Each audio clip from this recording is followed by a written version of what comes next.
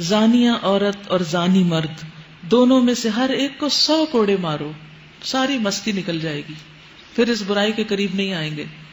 حقیقت یہ ہے کہ زنا بہت سی خرابیوں کا سبب ہے، بہت سے گھروں کی بربادی کا سبب ہے، اور اس کے نتائج بہت بھیانک ہیں، اور اللہ سبحانہ وتعالی کے نزدیک بھی زنا بہت ہی ناپسندیدہ چیز ہے۔ حدیث میں آتا ہے کہ زنا اور نور ایک جگہ اکٹھے نہیں ہو سکتے، یعنی جسے نور چاہیے دنیا میں بھی اور آخرت میں بھی، اسے اس چیز سے دور ہونا ہوگا۔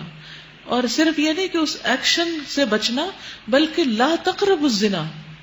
اس کے قریب بھی نہیں پھٹکنا، یعنی جو ہاتھوں، آنکھوں اور کانوں وغیرہ کا زنا ہے اس سے بھی بچ کے رہنا ہے۔ اور قیامت کے قریب زنا کے پھیلنے کی آپ نے پیشن گوئی کی تھی۔ رسول اللہ صلی اللہ علیہ وسلم نے فرمایا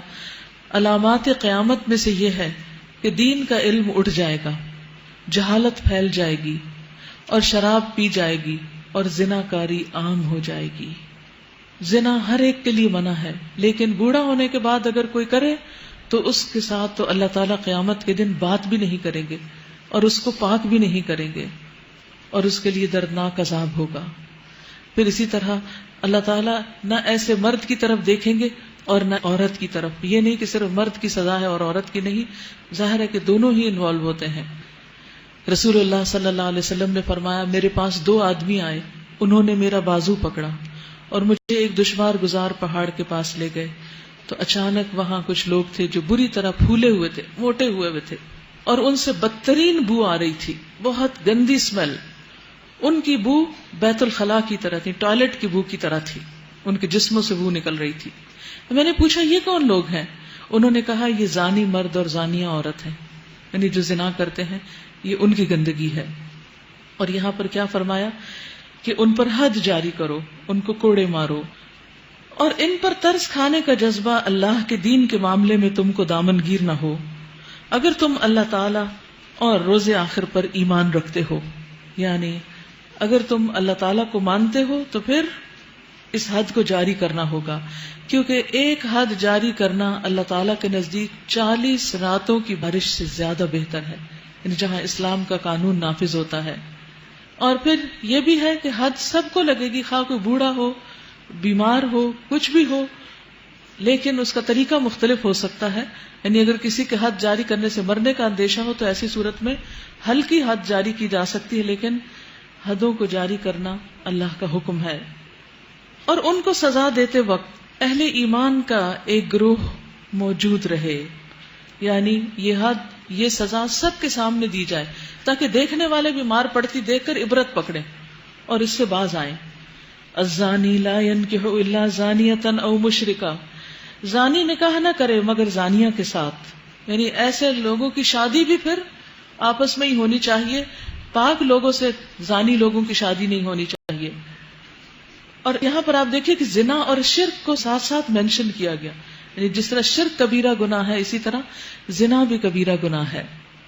کیونکہ شرک میں بھی شراکت ہوتی ہے اور زنا میں بھی شراکت ہوتی ہے اپنے اصل شوہر یا بیوی کے حق کے ساتھ۔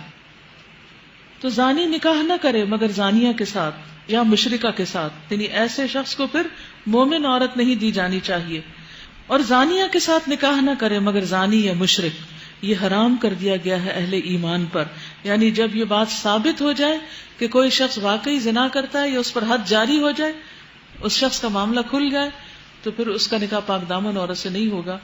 ہاں اگر کسی کا عیب چھپا ہوا ہے تو وہ اللہ کو پتا ہے، اس کے معاملے میں چھپی ہوئی باتوں کے بارے میں تو کوئی کسی کا کچھ نہیں کر سکتا،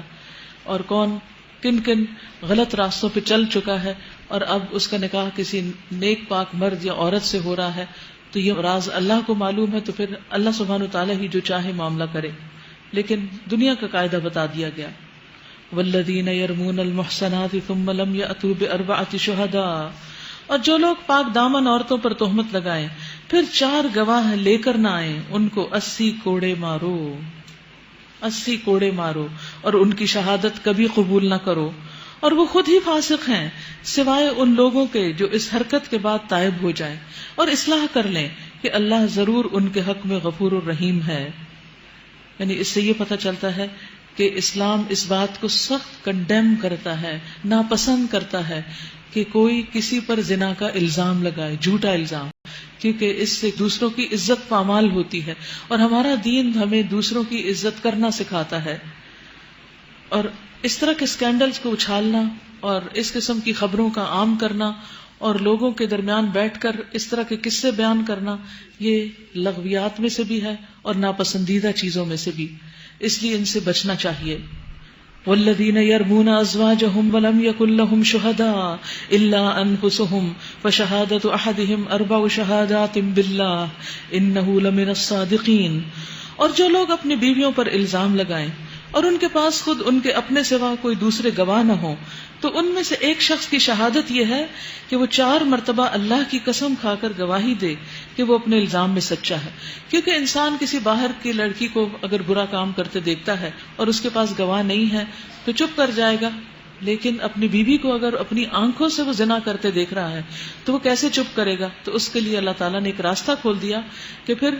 ایک شخص جو ہے وہ گواہی کے ساتھ قسمیں اٹھائے، کیونکہ قسمیں پھر دوسرے گواہوں کی قائم مقام ہو جائیں گی اور اس طرح معاملہ حل ہو جائے گا.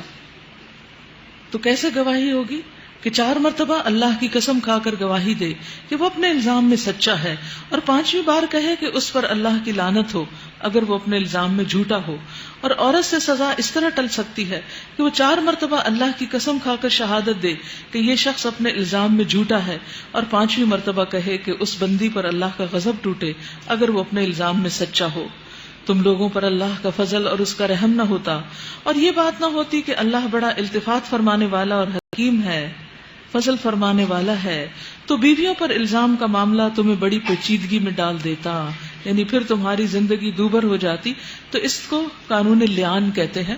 یعنی شوہر نے الزام لگایا، قسمیں بھی کھا لی، بیوی نے بھی جواباً اپنے اوپر سے الزام دھونے کے لیے قسمیں کھا لی، تو اس کے بعد کیا ہوتا ہے؟ دونوں کے درمیان نکاح ختم کر دیا جاتا ہے اور آئندہ کے لیے معاملہ ٹھپ، یعنی پھر اپنی اپنی راہ لیں. کیونکہ ایسے 2 لوگ اکٹھے نہیں رہ سکتے، کیونکہ شادی کا رشتہ ایک ٹرسٹ کا رشتہ ہوتا ہے جس کے اندر اگر شوہر کو بیوی پر شک ہے اور بیوی کو شوہر پر شک ہے تو زندگی حرام ہو جاتی ہے. تو اس لیے اللہ سبحانہ و تعالیٰ نے یہ قانون دیا.